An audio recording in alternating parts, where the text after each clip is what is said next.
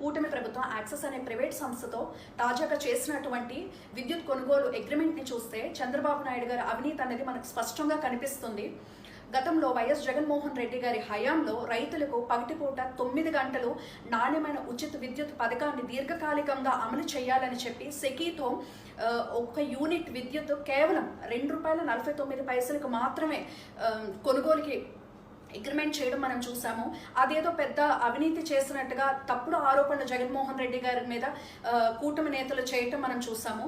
మరి ఈరోజు దేశవ్యాప్తంగా సోలార్ విండ్ ఎనర్జీ రేట్లు తగ్గిపోయినా సరే చంద్రబాబు నాయుడు గారు ఒక యూనిట్ ₹4.60 కొనుగోలు చేసి అగ్రిమెంట్ చేయటం మనం చూస్తున్నాము.